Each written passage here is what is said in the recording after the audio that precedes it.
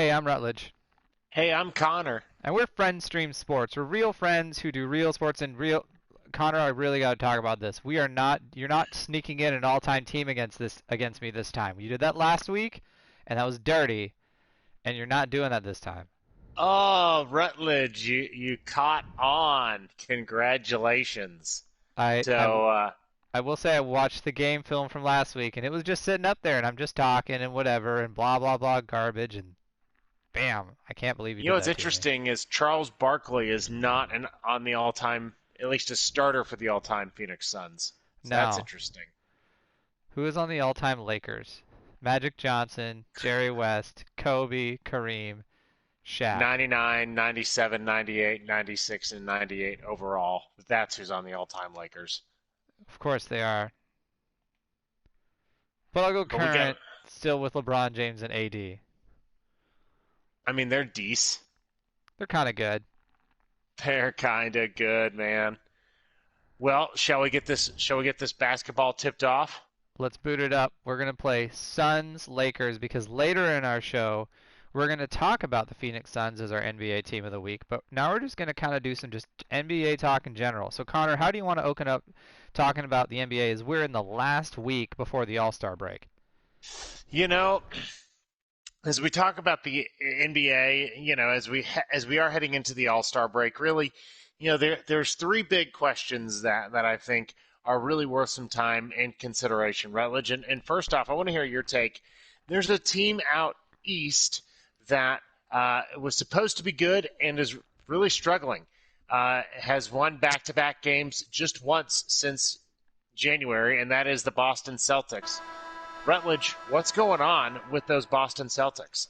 The Celtics are sitting at 17 and 17. They've had Kemba Walker miss some time, and they're struggling to finish. They're struggling to finish games. So they've lost 6 games that they were within 5 points of the last 5 minutes. Probably with plays just like that where it just drains the lane. Um, but they're still trying to find identity. Of course, we know the Kyrie trade that happened in the offseason. There's always the talk. We had us up again that Brad Stevens is probably giving away the farm and he's trying to make it work, and it's starting to show. So Boston's got some things up in the air. They're doing better now than they were, but there's some question marks. They're not the dominant force they were last year, especially coming into the bubble. Right? Yeah, I mean, you had a couple studs with Jason Tatum and Jaylen Brown, and yeah, they're still definitely studs. And I think the other piece outside of Kimball Walker being hurt was also let's remember Marcus Smart has been out for a while, so Boston has had to maybe do some things that they haven't necessarily wanted to do, and had to cope with that, and they still don't have Marcus Smart, as it stands right now. So I think that's one thing to consider. I think another thing to consider is just Brad Stevens is always such a process guy, right? His thing is if we do the right process, everything's going to work itself out. But he saw kind of what happened with when he did that and the losses started to mount up with Kyrie Irving and Gordon Hayward. Those guys are not employed by the Boston Celtics anymore, probably because losses piled up and things got a little hairy as it stands character-wise, or not character-wise, just attitude-wise. So this is a big-time stretch here coming in for the Celtics, and I think that the All-Star break is definitely a much-needed break for Boston. Yeah, they're definitely gonna have to figure it out. They don't have the identity that they do, and it's showing that you still have to have a big superstar on your team, which is where they're still trying to find who is that person who leads the way with the Celtics. Here, Connor, here's a fun conversation as we talk NBA. Heading into the All-Star break, of course, the league is starting to have some new faces. It's not just all LeBron James and D Wade as we were used to. So who would you have if you were to build a team going forward? If you could have Embiid, Gobert, or Jokic as their three people that are starting to emerge, who would you build a franchise around going forward? Yeah, I think especially as it relates to centers, and we've got some great big man play here tonight DeAndre Ayton versus Anthony Davis and the shell of himself, Dwight Howard. But yeah, we've got three big men that really, are really impactful young guys that should continue to play at a high level for a long time. Yeah, you better take a I timeout think, after that play. right? I'm thinking that if you look at Joel Embiid, Jokic, the Joker, and Rudy Gobert, you've got three guys with Embiid is definitely more into it on the offensive end, and Gobert is definitely into it more on the defensive end. And I think Jokic, I think the Joker up in Denver is a guy that can really, really have a big time impact. He's a good passer of the ball, averages 8.5 assists a game, along with 27 points, but also snags 11 boards a night. So he's not too far away from averaging a triple double. So I think that if I were to be building a team, our good friend, the Joker in Denver, is the guy who I would want. He's a pretty solid player and could be a pretty solid build for around a franchise and has done really well for Denver, who, had their moments with Carmelo and Birdman where they were okay, but it seems like he's helping them be a steadier franchise. I'd actually take Embiid if I could go with the future. As when we talked about the 76ers a while ago, he's a big piece of their team. He can flex from a center to a forward for a big man. Um, he's a strong player that it's easy to build a franchise around him where it's like Seth Curry is a good piece to have with him, but they don't have to be together all the time for them to be successful. He's able to score a lot of points. He's able to do a lot of rebounding. So he helps you in the parts of basketball that keep you with possession and scoring. And at the end of the day, sports is about scoring more points than someone else. And I think Joel Embiid is good for that. Plus, I like that he's, a success story out of a good college program, which happens a lot in basketball. Not as much in football, but that's who I would kind of take going forward. And if you had Joel Embiid, he would keep things interesting on the Twitter handle. He is definitely one to make a statement and keep things interesting in that regard. So that's one thing always to consider as well. Another thing to consider, Rutledge, is another team out east has had some news. We usually hear about coaches getting fired towards the end of the season, but not even at the All-Star break, and the Atlanta Hawks have parted ways with their head coach. They have. They brought in their old head coach. He was designed to kind of bring some stability, some player development, help turn the team around, and it just didn't happen. What are we doing defensively here, boys? We're getting killed. Um, so we're gonna kind of talk about who are they gonna see to hire for a new head coach, and I actually have a name for you, Connor, and that is Kenny Atkinson. Kenny Atkinson is a Clippers head coach right now, and he is known around the NBA to be the point guard whisperer. And that is exactly what we need for Trae Young in Atlanta is someone that can take this young franchise that's kind of a mess, that needs someone to come in and support them and boost them up and help them to be better. So um, that's who I have going forward, and that's who I think will be a good fit. You say, well, uh, how does he do in this situation? Well, here's a good example of when his last success was because he has some head coaching experience. He hung out and he was the head coach of the Brooklyn Nets from, I believe, 2016 to 2020. Parted ways because they started to be philosophical difference in the team.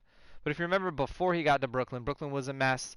They had moved from New Jersey to Brooklyn. He helped standify identity and culture and get everything stronger to where that team was able to make some playoff runs and hang in there in the playoffs. So I think Kenny Atkinson would do really well. Here's where we agree, Rutledge. First and foremost, where the Hawks are, do not need any retreads, right?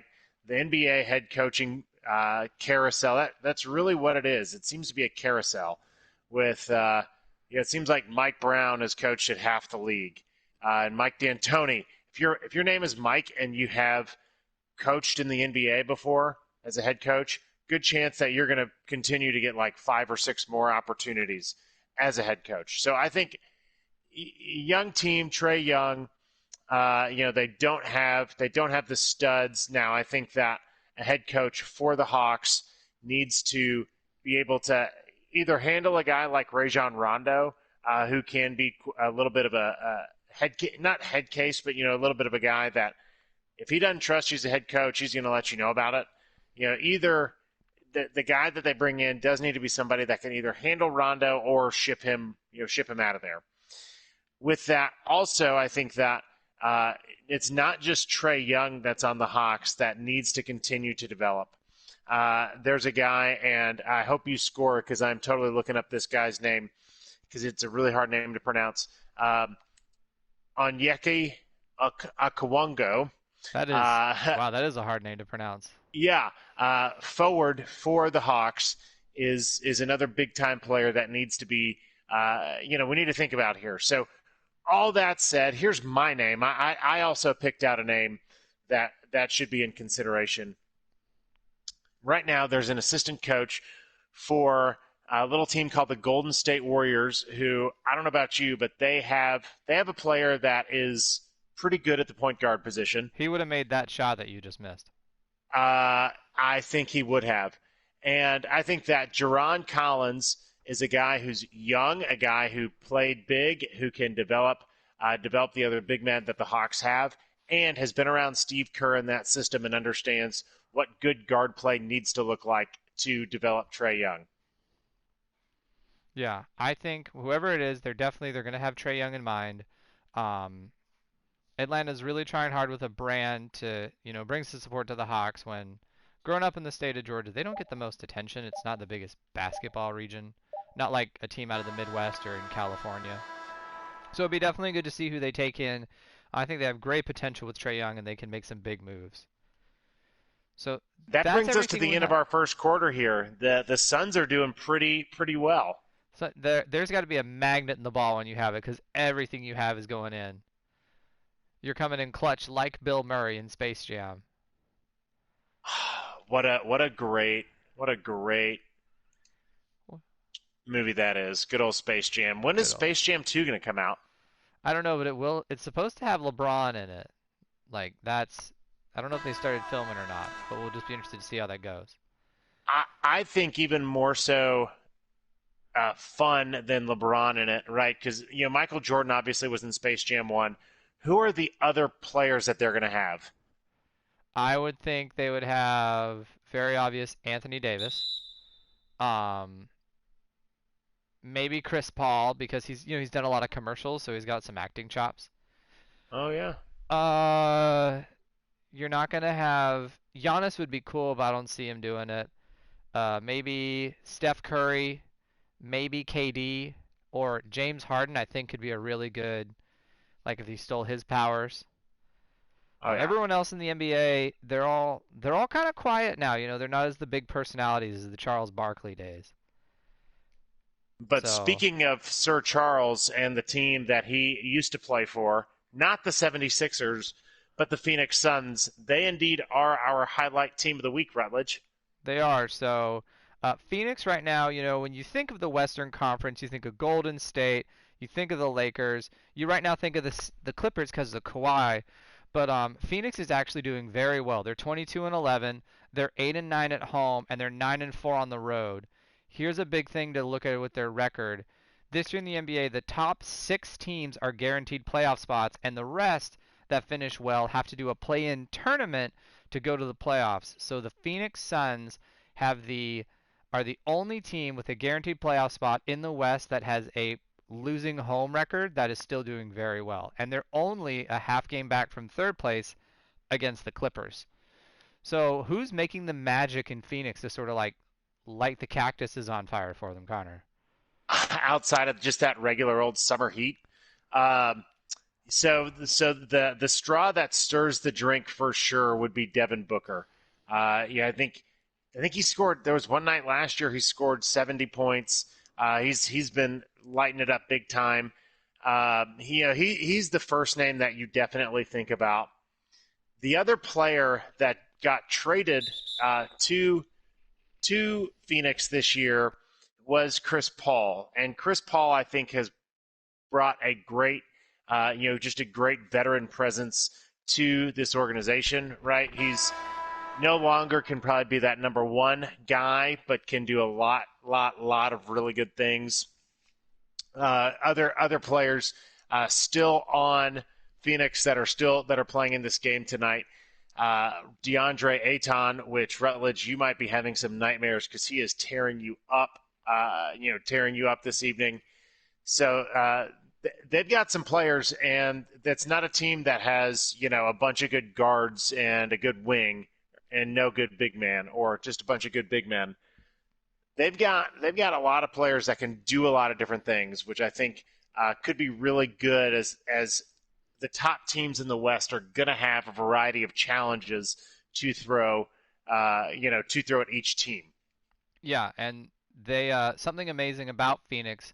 Most teams, like when we talked about Brooklyn, they do really well when their best players are on the court. With Phoenix, when CP3 and I can't play this game and read at the same time. Sorry. When CP3 and Booker are not on the court together, Phoenix actually does a lot better. They have a lot of pieces. Chris Paul, while he's used to being that sort of go-to role, he's actually the leader in assists for the team. So he's not putting it all on his back. He's sort of helping guide the ball, which is really kind of making it work out for them. He is providing a good insurance policy, if you will, for Definitely, Phoenix. he is there. Like he's there for you. You're in good hands. He's a good neighbor. He's whatever he is, right? He's whatever he is. He's He's whatever he he's is. kind of like DeAndre Ayton, who just scored on you again. He did Uh, again. so, but with that, they not a complete team. You wouldn't think those Phoenix Suns. We do have the trade deadline coming up. Are you seeing anything in particular that Phoenix might want to do as it relates to trades? It's gonna really. I will say they're out there. They're looking for some players. There's been some rumors of maybe something for them with Sacramento, maybe something for them with some other teams, but nothing too settled. The trade deadline, of course, is coming up very quickly. They do need that extra piece. Connor, who have you seen that they're going to kind of pick up? The big thing for me that I'm looking at would be another big man to be able to throw at an Anthony Davis, a Rudy Gobert, a Jokic, somebody to have some good fresh legs. One of the names that I saw that surfaced was Nerlens Noel. Currently plays for the New York Knicks, which is going to unfortunately be a seller at the trade deadline this year. I always kind of think that basketball is better when the Knicks are good. Nevertheless, I think that Phoenix could make a move to bring a Nerlens Noel in. It's just sort of it's not a sexy move, but be a backup center and a guy to give Aton a break. Just be that big body to throw at, as I said, your Jokic or your Anthony Davis, or whoever that may be. So definitely, I think that the Phoenix Suns could benefit from a trade deadline move, as they're not a complete team. They're not. They're doing very well with it though, and I think if they had that extra piece come in, just someone to sort of lighten the load for everyone else, they could be a potential very big force in the West. Um, the big thing to note is that they haven't played a lot of the heavy hitters yet. So this week's schedule is big for them because they have the Lakers and they have the Warriors. And while the Warriors are not the threat that you're used to thinking they are, that's the threat that the Suns are. Get it. Um, it'll be interesting to see how they kind of go this week. So tonight they play the Lakers, and then on Thursday night they play the Warriors. We're gonna pick the Lakers game later. NBA.com in their power rankings ranked through week 10, Phoenix has the easiest schedule going forward. So they could see a really big playoff run and everything land in their lap because of sort of the way everything's given. Remember that the next set of the schedule will be unveiled later. The NBA didn't unveil the whole schedule at the same time because they want to observe what COVID's going to be like, what they have to do for teams and travel. So we'll definitely see how the second half. Come on, LeBron, what are you doing? We'll definitely see how the second half plays out for them. But Connor? What are your feelings about Phoenix, especially if they lock down a good trade going forward as a team in the West? I could definitely see Phoenix making some noise as it relates to maybe winning a first round series, things like that. You got to remember, even during regular years, they always talk about there's two regular seasons in the NBA, everything that happens before the All-Star break and then everything that happens after the All-Star break. I suspect Phoenix, the sun might fade a little bit. I don't know if you liked my pun there. Ha! Uh, the sun might fade just a little bit. As teams start to really tighten down their defense and get ready for playoffs and things like that. But you know, that's why it's a complete season, right? That's why you have to play all these games, and I think that Phoenix has had such a good first part of the season that definitely I expect Phoenix to be in the playoffs, which will be fun because Arizona is kind of one of those states that will be a little more open as it relates to COVID. So who knows? We might see some fans in the stands for playoff basketball. That was a real rim rocking kind of dunk there. That That's was for sure. His Majesty had just settled himself there as King James came to play, and then we just blow right past him. You drive the lane. Hey, that's Ricky Rubio. That's the flying beard right there. That is. It's um, okay. but yeah, so that I definitely if Phoenix misses the playoffs, I'd be very shocked, but I would not be surprised if they kind of fall a little bit and have to play their way in. What do you think, Rutledge? I feel like Phoenix, with the way they're going, is going to be a lock for the top 6 of the West, and they're not going to have to do the play-in tournament. I think they're getting some national media attention. Not saying they're not, but I definitely believe they're going to be kind of a sleeper team right now that goes forward. They will. I am with you. I see a first series win. It's going to be this week is going to be a big telling. How do they shut down Steph Curry? And even though AD's not on the court, how do they handle the Lakers? Um, there's still a bunch of questions, but I'm sure as if you're someone who casually follows basketball, you don't see the Phoenix Suns in fourth place, one half a game back from third place, and think that that's normal.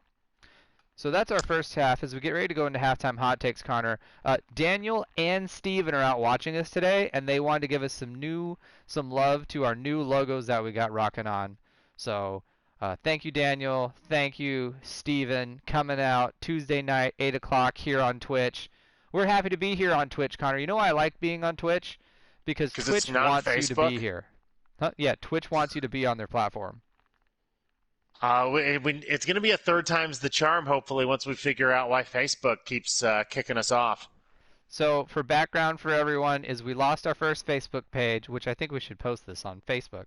We lost our first Facebook page for a reason that neither of us understand. We lost our second Facebook page because Facebook said, hey, you made another page just like the first page we don't like. We have emailed Facebook. We have sent them love letters. I'm about to buy a pigeon and have it carry a message to them wherever Mark Zuckerberg is out there. But Connor, how's it feel to be this controversial? Yeah, it's 2021. Better watch out. You'll get canceled. Oh, speaking of getting canceled, is this halftime hot take? I don't even want to talk about it. It makes me shook, but Russell Wilson is in the headlines, possible trade destinations. Connor, you have to go first. Where should Russell Wilson cook next year? Yeah, I think that, and just for our listeners and viewers out there, right? Seahawks. Here's the teams we put. We cut the list off at Seahawks, and then the 4 teams that Russ put out there: Saints, Bears, Cowboys, and Raiders. Call it being a Raider homer, but I think that the Las Vegas Raiders have some really nice weapons on offense, have a pretty good offensive line, not just that, but John Gruden is committed to protecting quarterbacks. He wants to run the ball, but he is definitely committed to protecting quarterbacks. And in addition of Russell Wilson would allow the Raiders to maybe not go get that big time A tier defensive player, but sign a few guys just due to where they're in the cap to allow get that defense a little bit better. And finally, I don't know if you saw, J.J. Watt is now an Arizona Cardinal. And Von Miller is probably leaving Denver. So in terms of just elite pass rushers, the AFC West has one less than the NFC West. So my halftime hot take, Russ would look mighty fine in the silver and black. What do you think, Rutledge? I, ugh. I think he should stay in Seattle. Russell Wilson has invested interest in the Seattle Sounders. He's been very bought into the brand of the Seahawks. He's very in there. It's hard for me to think of him leaving Seattle. If he does, this is a classic thing to happen to the Seahawks franchise. But it really just kind of comes down to what the fan base knew and what Russ was quiet about this past couple years. And what I said when Daniel was on, Russell Wilson likes to compete. Russell Wilson likes to play. Russell Wilson can't play when he's constantly getting hit. The franchise, John Schneider, Pete Carroll need to invest in the offensive line. And um, if they don't invest in the offensive line, he's not going to be happy because you have someone who is an absolute gem and an absolute gift and someone you need to have and a talent that you can't replace easily. So I think you should stay in Seattle, but the front office has to buck up. I don't see him leaving. If I could, and I don't want this to happen, I'll speak it out into the universe. If I could see him going to another franchise, um, I could see Russell Wilson actually going down to the Saints, being that how much he likes to be a part of something that he can kind of get around a community, bond with others, be a face of a franchise, make an impact. He's a very servant quarterback when he likes to give back, which is why he was Walter Payton's Man of the Year this year. I could see him investing in the New Orleans area. I could see him really buying in to being a Saint and being part of the Who Dat Nation. I think that would be very on brand for him. I guess that means that we may get to see Daniel more because I'm sure Daniel would move. But as that goes, I would like to see him as in bottom of my heart. I want Russell to stay in Seattle. I think they have to do some work. I think it's going to come down to the draft. If they don't draft help for him a lot and they make other draft moves and defensive things, then I think he will be more unhappy. So it's going to be all in the draft, but Russell Wilson, please stay in Seattle. I have so much merch. And there's our halftime hot takes, brought to you by the coffee that I drink every morning that is not just put from the coffee maker, but into the microwave to heat it up. That's how hot we want this. That's how hot we want our takes. That's how hot we want our coffee. That's amazing. Look, I didn't quit the game this time. We're back. That would have. I maybe could have snuck in a all-time team on you. Doesn't matter. You're winning anyway. I don't know why I struggle with this game so much. I just have to commit some practice or sneak all-time teams. Come on, LeBron. You got to drain those things. There we go. I would have picked it up with the short shorts, and the proper length shorts. The thing about the Lakers unis, right, is they're such a classic uni. Like their throwbacks are demonstrably better than their current uniform setup. Okay, this purple black thing is pretty cool, and also you can't hate on. I think some of my favorite throwbacks actually. Phoenix had some amazing throwback unis back in the '90s, but I like this purple and black thing and kind of this new age Lakers where they must have just like LeBron must have sat down and be like, "This is what I want us to wear," and they went, "Okay, whatever you say," All right, Bron. and put So, Kobe on it. one of the things that LeBron didn't do, he's done a lot. One of the things LeBron didn't do is go to college. But there is a college tournament coming up, Rutledge. There is a college tournament coming up. You like It my is segue? that was that was so much of a segue. I almost need to have a helmet to be safe because people wear helmets in segways. Good. So, college basketball tournaments coming up. We're very kind of talking about some headlines and everything going down. I had picked that Wisconsin's going to go in. They look like they're making their way in. Connor, who is your they're going to make it in player team? I was all on the Duke bandwagon last week. I thought they had it going on, and How is that? man, I gotta hold that L because they lost to Louisville. They're running out of time, running out of games, and they don't have a ton of good players. So, the literal jersey cannot make Duke be a tournament team. Duke is really going to have to do some work. They have coming up Georgia Tech and North Carolina on their schedule, who are all fighting for tournament bids, and Georgia Tech is very good, and North Carolina and Roy Williams are very much starting to figure it out. So Duke, they're kind of on the bubble. To go in a different direction, I want to just mention something that Steven commented on. I know we're doing a segment. Have you ever noticed the mascot for Phoenix is a gorilla? I don't understand that. That's like the mascot for the Orlando Magic. Stuff the Magic Dragon. I guess Yes. Magic, but I He mean does he does portray magic out of his nose. that he does. But yeah, the gorilla mascot, and he's like one of the most athletic and acrobatic mascots. He's got quite a dunk collection. That is true. I will say I do miss the days when I used to go to Vancouver Grizzlies games as a kid and seeing, I'm pretty sure his name was like the Grizz, and seeing him run around and he wore a cape and he had a mask like a superhero. He was pretty. Look, there's the mascot again. But the Grizz was pretty majestic. Who was the Vancouver Grizzlies like super fan, like pseudo mascot? Like who was their person that was just there? It Yes, was like kind of like the Barrel Man in Denver. we didn't we weren't around enough to have a super fan. It was just people that were kind of into it. Anyone in Vancouver that showed up for it. Vancouver games, if I remember, was very much like a just down home Pacific Northwest affair, kind of like the vibe you get if you watch. You can only go back to now Portland because that's of the three Pacific Northwest teams in the 90s. All that's left are the Portland Trailblazers. In my opinion, they're third place. So Vancouver had a really cool identity. They just had horrible front office management that just didn't want to take care of them, which is why they're the Memphis Grizzlies because they couldn't even rebrand it to the Memphis Fried Banana Sandwiches. The Memphis Ribs. The Memphis Hound Dogs. Get Oh, it? that'd have been good. Because Graceland's in Memphis. Because Graceland. I would have been down for Anyways, that for sure. Anyways, back to college college basketball. basketball and back to 3-pointers. Come on now. Uh, Baylor. Baylor, man, they blew their perfect season opportunity. They did. They had a big loss against Kansas. And they And blamed it on COVID. Well, they didn't blame it on COVID. They blamed it on, like, not playing for a while due to COVID. so I take with that I'm going to go with that this wasn't just because they're losing to Kansas. College sports, especially, is all about momentum. And Baylor showed some signs of weakness or some signs of humanity when they played a very bad Iowa State. How bad is Iowa State, Rutledge? A 2-18, 0 wins in the Big 12 Iowa State.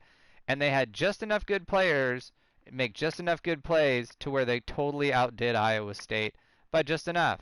So I think Baylor is cooling down at the wrong time, and we've seen a lot, especially this year in college basketball, with like the take we had last week on how the good teams are bad. That in college sports they're not like professional sports. When their world and their routine gets disrupted, they get disrupted. So I'm saying that they got to tighten up going into the Big 12 tournament, or else there's some bad things coming. Yeah, I think you know, part of me kind of says, all right, playing in games and just getting out of that rhythm, to your point, is definitely, that's a tough thing to work through for sure.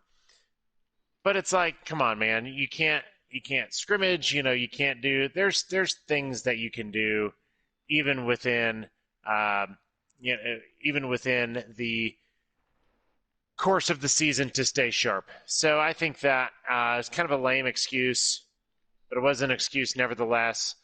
The one thing to think about with college basketball teams is that some of those top teams get so hot, or not hot, but it's like they have to almost lose to take some of the pressure off of them. So I think that in some ways, maybe it's a blessing in disguise, but we'll get to our Baylor takes, here shortly. But really, there's only now one team left that's undefeated, and that's Gonzaga. Where It's where even is Gonzaga? We're talking about spiritually, metaphorically, literally. All of it. I mean, Gonzaga, as you know, is in the state of Washington, up in the city of Spokane. So, out in the world, coming from the Pacific Northwest, small basketball-based school. But they're undefeated. They're leading the way.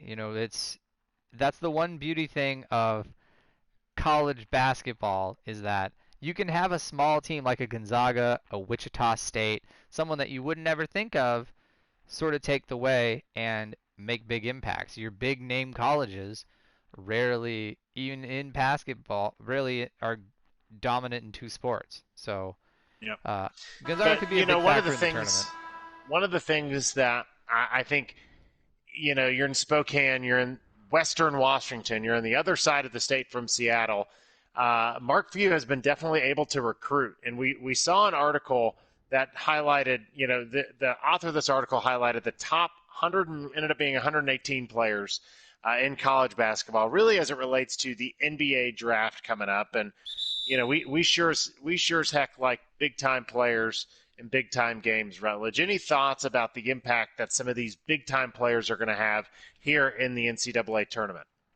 Someone, of course, everyone is watching, Cade Cunningham out of Oklahoma State, especially this week when Oklahoma State plays Baylor. But he's the big name that sort of flashes up there, and that even if Oklahoma State, which is ranked 17th, they make a decent tournament run, I have someone else that really needs to be watched, and that is, I'm sure you've seen him play, Connor, being a Florida State fan, but that's Scottie Barnes. Scottie Barnes is leading the entire ACC in points, and he leads his team as assists.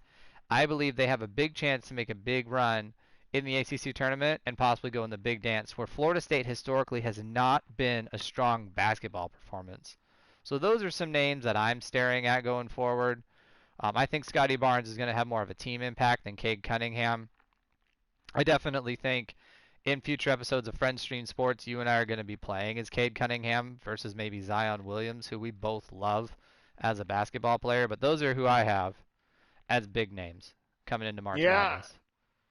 I think one of the things that we always one of the big pieces that I did, as opposed to just looking at the names, I looked at which teams have the most highly ranked players, which teams have the best players, and there was really three teams that had four players on that list. You had Gonzaga, you had Baylor, and you had Tennessee. I don't know what happened in Tennessee. They've got talent as it relates to NBA players, and they have not put it together this season. But you're 2 for 3 there um, as it relates to the those big time teams doing big time things. I think one team that is having a really good season that might get knocked out early is Houston. But the main reason being they have one player there in that top 118. So as much as we're a little bit down on Baylor, I'm still not really all that down on Baylor. No, it'll be definitely interesting to see as we come through. As we have big plans for when Connor and I. Now the gorilla has stilts. We have big plans when Connor and I talk about March Madness. We're going to do a huge pick show that is in the works. So we're getting ready to that tournament. Selection Sunday is coming up very soon. But It'll there be are very some. scientific. It will be very real friends, real sports, hot and fresh, like I like my underwear. That's probably what got us kicked off of Facebook. Is me Talking talking about about your my underwear. underwear. No, people link their OnlyFans to their Facebooks all the time. Oh my gosh, You this is a know, family show, Rutledge. this is a. Well, I mean, it's But that's someone's fan business. They sell OnlyFans, right? That's what that website is. It's a fan sale website, right? They just sell fans. ceiling fans, floor fans, Box fans. You got box to have the white noise so fans, you can sleep at night. Good sleep is for good success, Connor. and You of all good people should dunks. know that. And good dunks.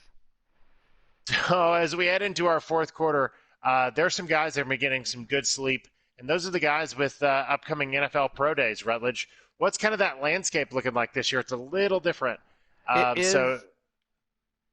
It is, as interrupting Rutledge says it is. It is a little different out here for pro days because there is no combine this year. There was plans to try to do something, try to make something work, but there is no combine. The big miss in the combine is going to be the medical evaluation piece that we don't have out of the combine, which some teams are going to want to know. Which, when you get medically evaluated at the combine, that's where your stock could go in. You could come in super high and be a superstar, and then they see how horrible you are in shape wise, and then your stock plummets. So pro days coming up. I wrote down some pro days, a note of some players that are going to be high draft profiles, some teams that are going to have some talents. Clemson is doing a pro day on March 11th. BYU is doing a pro day on March 26th. Ohio State has one on March 30th. Here's one for you, Connor. Alabama is having two pro days because they're only allowed so many people. So they're doing one on March 23rd and March 30th. Nick Saban said on the Rich Eisen show he is doing the two pro days so that if other teams can't come or if you have a wide receiver there and they can't come out and scout, they can bring people out and see it. So is it just because Saban's a genius and is a seven-time champion that this is a good thing, or is it because he's so deep that he needs to give people time? Nick Saban can recruit. I mean, he can sell an Eskimo ice. He can sell a ketchup popsicle to a woman in white gloves. He's got, and he knows where his bread is buttered, and that's putting guys in the NFL, right? So he needs to be ready to. He needs to be ready to put all that on display. The first pro day, the main pro day, is my birthday, so that's exciting. I'm really pumped about that. It's pro days, in my opinion, are a little difficult to judge, right, as opposed to the combine, because it's everything that you're familiar with, right? It's going to be your quarterback, or if you're a quarterback, you're throwing to your receivers, and it's you can get some elements from there just watching it off, from your eyes, watching it live, but there's definitely I don't know. I'm not.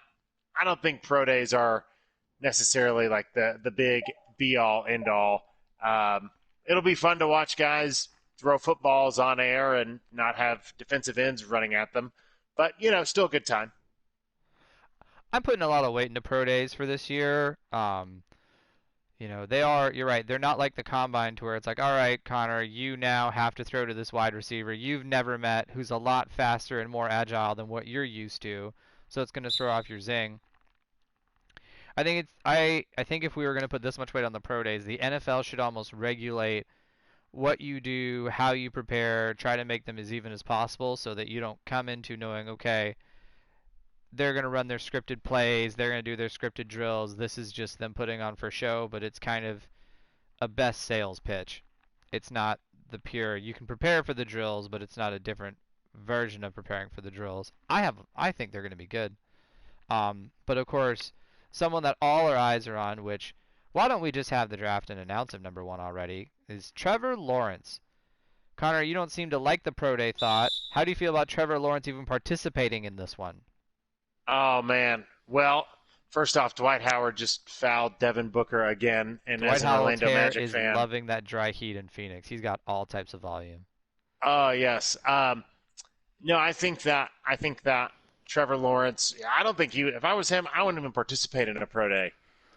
He's having his shoulder surgery, and he can lie. He can zoom his shoulder surgery if the surgeon would allow that, right?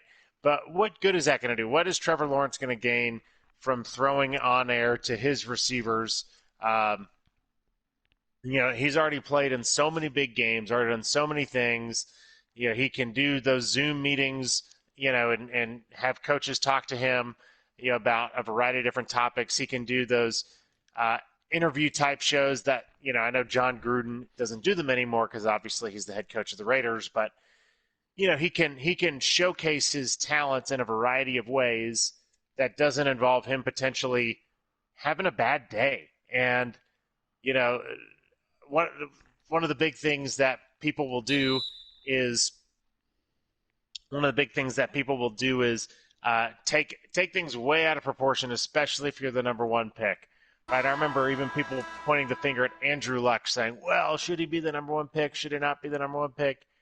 No, he should be the number one pick. So I don't even think Trevor Lawrence should participate in Clemson's pro day. Um, but I'm sure I'm wrong, and I'm sure Trevor Lawrence will participate. But what do I know? Yeah, you make a valid point. If he does have a bad day, does he lose? But even does Urban Meyer walk away from the chance to take him number one if he has a bad showing? Or do they take that film? Does Meyer sit there and that's how they just start train OTAs together in rookie camp? Be like, all right, this is what we're going to do going forward. this is what I need you to work on. So definitely kind of a wide open question on it. Who do you think should go out there, or what's a school that you think you're excited to see what their pro day does? You know, I'm always excited to. I think with that, on the other side of the coin, there are players that do need their pro day, right? The Mormon Mahomes, if you will, out there in Provo, Utah, there on March 26th. I think that folks, BYU's pro day will be pretty important. I think that just watching the FCS this spring. Uh, what is it? Zach Wilson from North Dakota State is going to have a lot of pro days this spring as he plays in the spring. So, I think that those are some of the bigger pro days that I'm excited about, just understanding how guys do. And you have taken a pretty commanding lead on me here, Rutledge. 4 points for me in this game is a commanding lead. For anyone else, it'd be like a tight lead, but for me, that's a commanding lead. As I'm just going to keep feeding you the questions.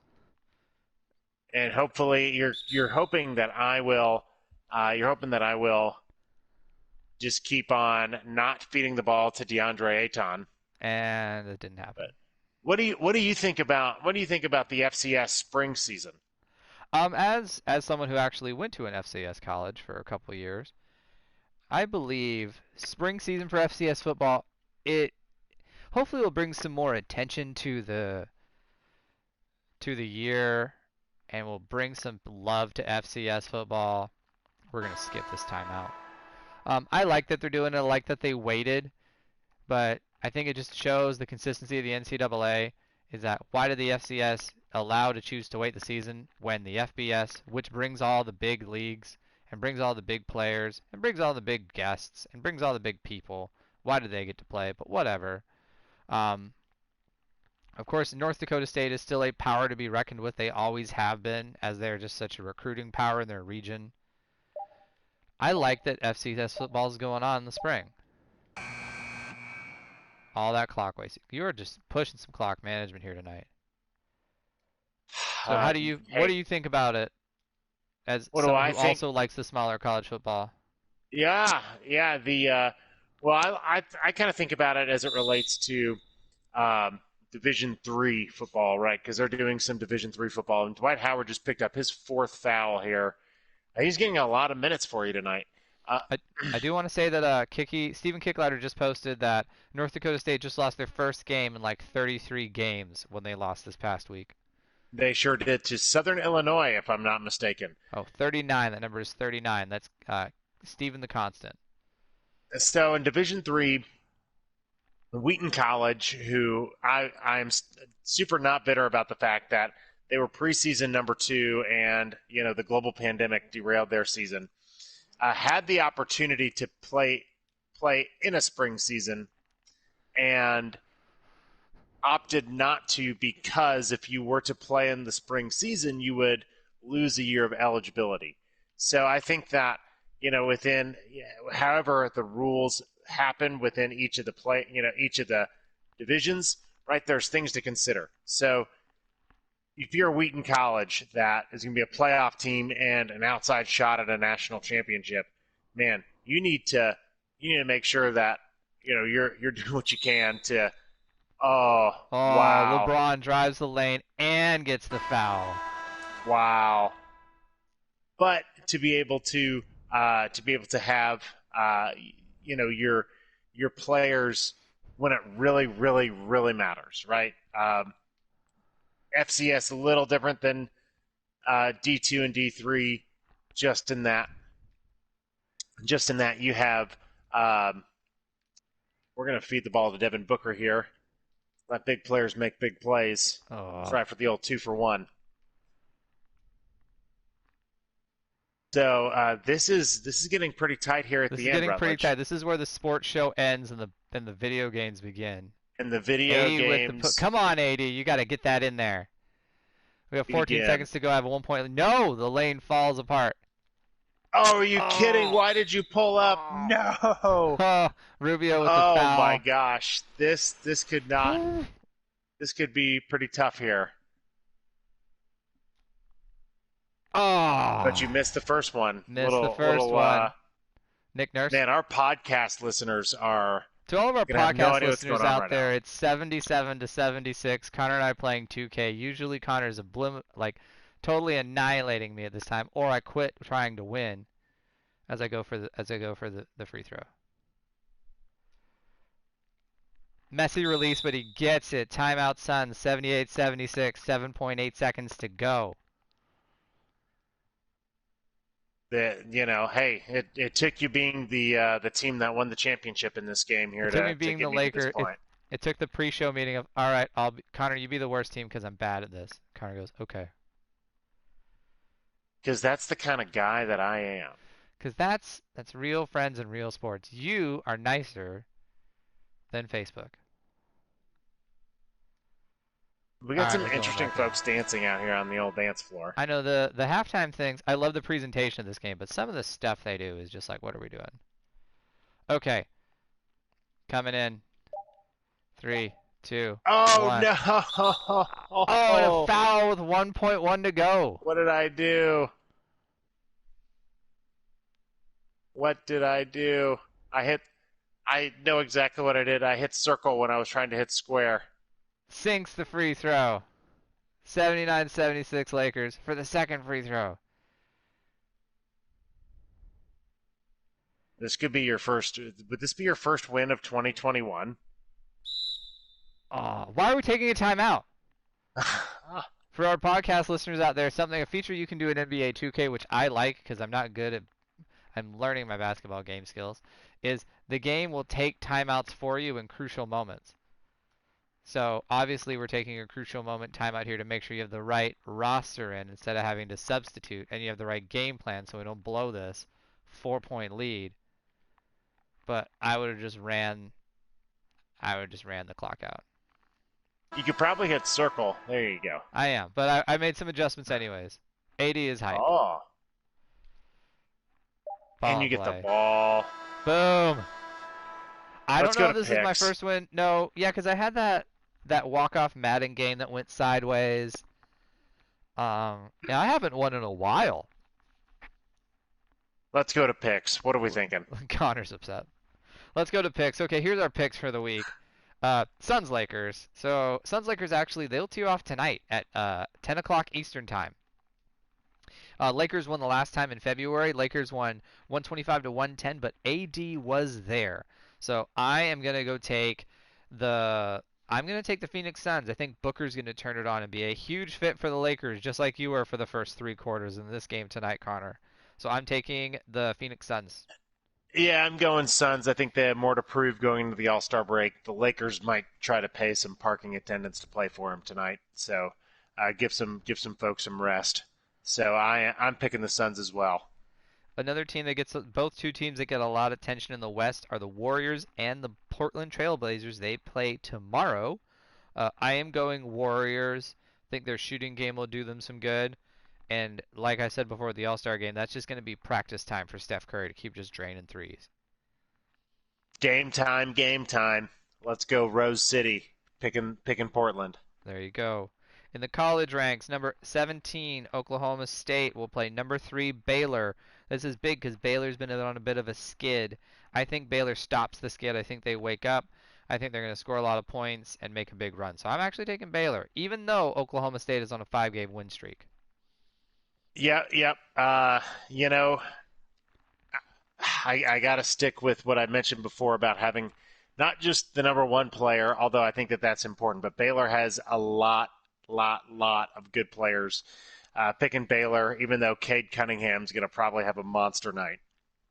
And then as we're in the NASCAR season, we're in fantasy NASCAR. I played third this past week in our fantasy NASCAR race. So we're continuing to pick our pole sitters for every single race. So this week's race is the Pennzoil 400 presented by Jiffy Lube at Las Vegas Motor Speedway. I have Brad Keselowski. He's done traditionally well at Vegas, so I think he takes the pole for Vegas. Who do you have, Connor? I'm picking Joey Logano. I think he's got a big week ahead of him.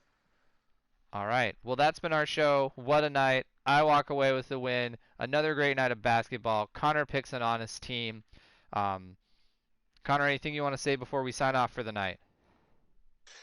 Well, Rutledge, congratulations, and to our listeners and viewers, I'll get them next time. There we go. As that goes, we're Friend Stream Sports. I'm Rutledge, And I'm Connor. and have a great night.